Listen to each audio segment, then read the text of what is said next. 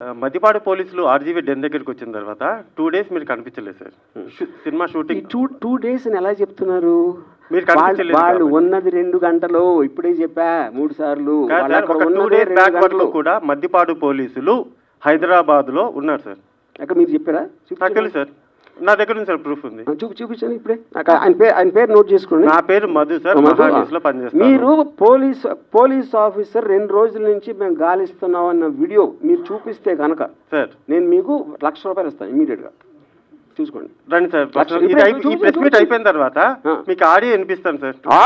Audio ఎవడన్నా మాడతాడు. నాకు police officer వీడియోలో చెప్పింది చూపించండి. ఆడియో లేదు మీకెందుకు మాట్లాడారు? ఇప్పుడు ఒకటి ఇవన్నీ అనవసరం సార్. నేను ఒకటే చెప్తున్నాను, సింపుల్ గా ఇది నాన్ సెన్స్ అనకండి సార్. ఎందుకంటే క్వశ్చన్ మేము అడగాలి, మీరు ఆన్సర్ చెప్పాలి. నాన్ సెన్స్ అని చెప్పట్లేదా?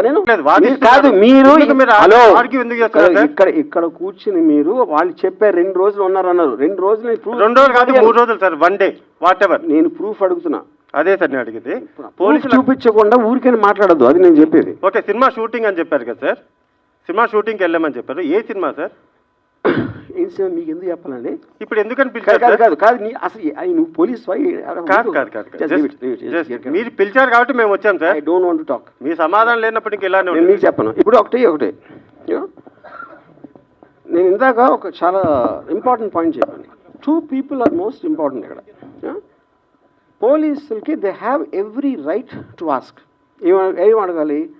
ఎక్కడ ఉన్నాడు రామగోపాల్? ఇక్కడ లేడు, షూటింగ్లో ఉన్నాడు. ఏ షూటింగ్ అని అడిగారా? అడగల.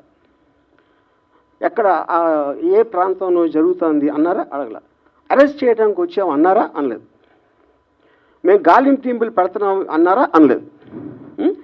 ఈ 4 ఏదన్నా వాళ్ళు అన్నది చూపిస్తే అప్పుడు మాట్లాడతాం.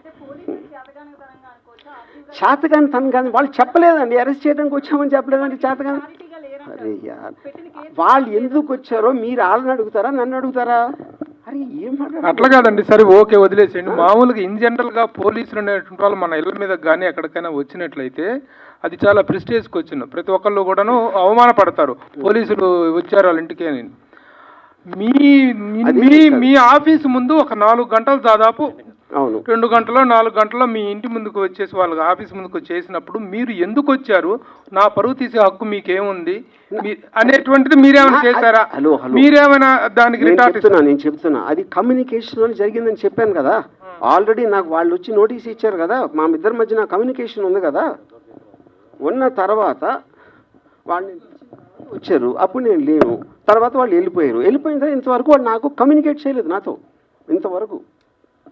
ఆర్జీవి గారు, వైసీపీకి సపోర్ట్ చేసిన సినీ పెద్దలు అంటే పోసాని కానీ ఆలీ గారు కానీ ఇక నుంచి మాకు రాజకీయాలతో సంబంధం లేదు, మేము రాజకీయాల నుంచి వైదొలుగుతున్నామని వాళ్ళు ముందే అనౌన్స్ చేశారు. మీరు ఎందుకు చేయలేకపోయారు? నేను ఎందుకు చేయాలి? అదేంటి అసలు మీనింగ్ ఏంటి దానికి? నేను నా ఇష్టం వచ్చింది చేస్తానండి. అది లా పరిధిలో లేనప్పుడు జ్యుడిషియరీ డెసిషన్ తీసుకుంటుంది. అది కరెక్టా కాదని మధ్యలో ఎవరు చెప్పడానికి నేను చేయాలో చేయకూడదని.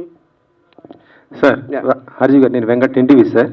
మీడియాలో పోస్ట్ చేసిన అంటే కార్టూన్స్ వల్ల ఇప్పుడు ఈ వివాదం నడుస్తుంది కదా, మరి దాన్ని ఫుల్ స్టాప్ పెడతారా? మళ్ళీ అదే పవన్ కళ్యాణ్ చంద్రబాబు ఇలా మళ్ళీ వేస్తారా? నేను ప్రతిరోజు 5-6 పెడతా. ఇప్పుడు కూడా పెడతానే ఉన్నా. ఇప్పుడు కూడా చెప్పాను కదా, డొనాల్డ్ ట్రంప్ చెప్పాను కదా ఇందాక.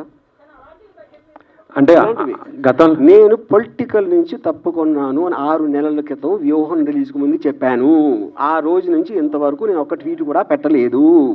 ఇన్ కేస్ రాజీవి అరెస్ట్ అయ్యి జైల్లో ఉంటే జైల్లో ఎలా టైం స్పెండ్ చేస్తారు? అక్కడ విస్కీ ఉండదు, ట్వీట్ చేయడానికి ఫోన్ ఉండదు, వర్డ్కా ఉండదు, అమ్మాయిలు ఉండరు. First of all it's good question. The point is మనకి సరే ఎవ్రీథింగ్ మనకు కావాల్సింది ఉండాలని జీవితంలో ఎప్పుడు జరగదు. నాకు అంబానీ అంత డబ్బు ఉందా? లేదు. నాకు ఎవడో అలాంటి కారు ఉందా? లేదు. నాకు మహా అందగతులైన అమ్మాయిలు ఒక భార్య ఉందా? లేదు. అప్పుడు మనకు ఉన్న దాంతో మనం సరిపెట్టుకుంటాం ఎప్పుడైనా.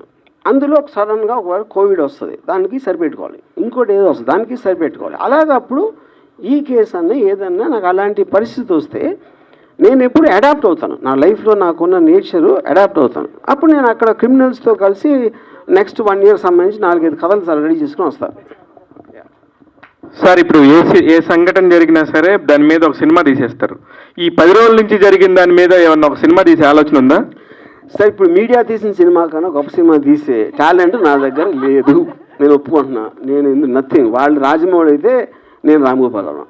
సార్ లాస్ట్ ఇయర్ వ్యూహం సినిమా ప్రెస్ మీట్ లో సార్ యా ప్రశ్న 2024లో ప్రభుత్వం తారుమారు అయితే మీ పరిస్థితి ఏంటి అని, ఇదే అనుకోవచ్చా? నేను అదే అంటున్నానండి. అది మీరు అనుకుంటున్నారు, నేనేమనుకోవట్లా.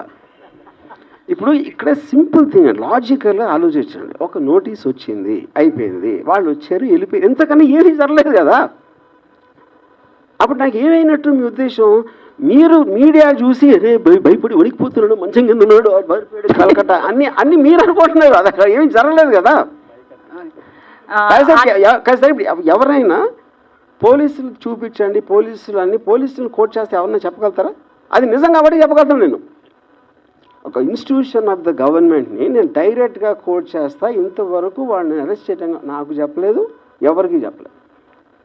ఇలా నేను కోట్ చేయగలుగుతాను. అది నిజం కాకపోతే ఎలా చేయగలుగుతాను? అది ఒకవేళ అఫీషియల్గా వాళ్ళు అరెస్ట్ చేయడానికి ముందుకు వస్తే ఏం చేస్తారు? నేను అదే అంటున్నా, మళ్ళీ అదే ఒఫీషియల్గా అరెస్ట్ చేయడం కోసం చచ్చినట్టు అరెస్ట్ అవుతాను. అది చెప్పాను కదా. ఓకే.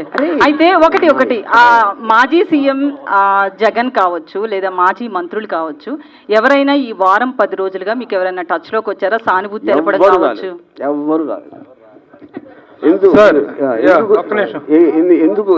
ఎందుకు రాలేదంటే అది రావాల్సిన అవసరం లేదు ఫస్ట్ ఆఫ్ ఆల్. ఎందుకంటే వాళ్ళందరికీ మ్యాటర్ తెలుసు వాళ్ళకి. సార్ ఇప్పుడు వీటిలో అది వేరే జరుగుతున్నాయి.